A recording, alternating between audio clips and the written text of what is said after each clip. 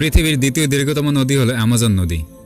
দৈর্ঘ্যের দিক থেকে এটাকে তুলনা করা যেতে পারে একমাত্র নীল নদের সঙ্গে। দক্ষিণ আমেরিকা মহাদেশের ব্রাজিল, পেরু, কলম্বিয়া দেশের উপর দিয়ে বয়ে চলেছে অ্যামাজন নদী। প্রায় 3 কোটি মানুষের বসবাস এর তীরবর্তী অঞ্চলে। অসংখ্য জনজাতির বাস, জীববৈচিত্র্যে অত্যন্ত সমৃদ্ধ এর দীর্ঘ অঞ্চল। অথচ এর উপরে আজ পর্যন্ত নির্মিত হয়নি কোনো সেতু বা ব্রিজ। আশ্চর্যের কথা হলেও এটা সত্যি। 6400 কিলোমিটার দৈর্ঘ্য এই নদীর বুকে খুঁজে পাওয়া যায় না একটাও সেতু। কিন্তু কী এর কারণ? শুধুই কি পৃথিবীর বৃহত্তম বৃষ্টি ছায়া অরণ্যের প্রাকৃতিক বৈচিত্র্য, নাকি জড়িয়ে আছে অন্য কোনো বিষয়? তার উত্তর পেতে হলে আমাদের তাকাতে হবে অ্যামাজন নদীর ভৌগোলিক অবস্থানের দিকে। এক্ষেত্রে সবচেয়ে বড় বাধা অ্যামাজনের জলপ্রবাহ। এখানে মূলত জুন থেকে নভেম্বর মাসে বিরাজ করে বর্ষা ঋতু। বৃষ্টির জলে বন্যার মুখোমুখি হয় পার্শ্ববর্তী অঞ্চলগুলি। দৈর্ঘ্য বিরাট আকৃতির হলেও অ্যামাজন নদীর একটি বড় অংশ মূলত অরণ্যের মতো। মোটামুটি 3.5 কিলোমিটার থেকে 10 কিলোমিটারের মধ্যে থাকে এর স্বাভাবিক প্রস্তুত। কিন্তু কোনো কোনো অঞ্চলে বর্ষাকালে তা দাঁড়ায় 48 কিলোমিটার। জলের গতিবেগ তখন প্রতি ঘন্টায় 7 কিলোমিটার হয়।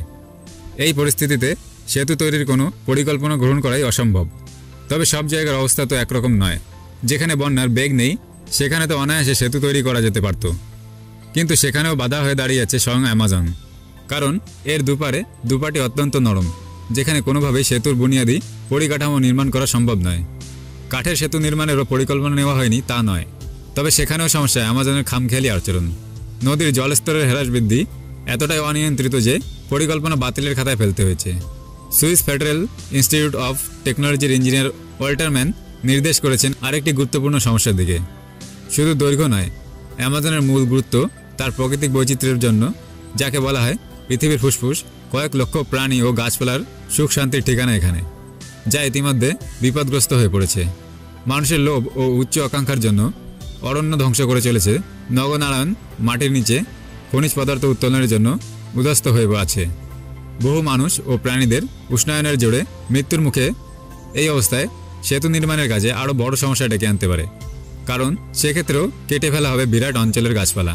নিশ্চিতভাবে বিনষ্ট হবে অ্যামাজনের স্বাভাবিক জীববৈচিত্র্য। 2019 সালে ব্রাজিল সরকার অ্যামাজনের বিভিন্ন অঞ্চলের উপর দিয়ে 150 কিলোমিটার দৈর্ঘ্য একটি হাইওয়ে পরিকল্পনা নিয়ে আসেন। পরিবেশকর্মী ও সাধারণ মানুষের আন্দোলনের ফলে অবশ্য তা বাস্তব রূপ পায়নি। এর আরেকটা কারণ এটা হতে পারে যে অ্যামাজনের উপর সেতু নির্মাণ আদৌ লাভজনক নয়। এর একটি বড় অংশ অরণ্য আচ্ছাদিত জনবাস মধ্যে থাকে। অঞ্চলে মূল পরিবহনের কাজ করে নৌকা বা ছোট জাহাজ। এভাবেই চলে এসেছে দিনের পর দিন। মানুষ অভ্যস্ত হয়ে গেছে তার সঙ্গে, ফলে নতুন কোনো পরিকল্পনা আর গ্রহণ করা হয়নি। একমাত্র অ্যামাজনের উপনদীর নেগ্রো নদীর ওপরেই রয়েছে একটি সেতু। 2011 সালে এটি নির্মিত হয়েছে। সেতুটির নাম ক্যান্টেরিও নেগ্রো। মূলত ব্রাজিলের ইরানডুডুবা ও মানাও শহর দুটিকে সংযুক্ত করার কাজ এই সেতুটির। এছাড়াও অ্যামাজনের উপরে আর কোনো সেতুর অস্তিত্ব নেই। ভবিষ্যতে কি হবে তা বলা যায় না।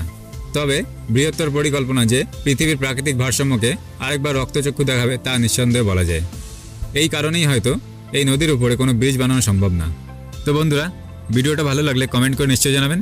আর ভিডিওটা শেষ পর্যন্ত দেখার জন্য আপনাদের অসংখ্য ধন্যবাদ।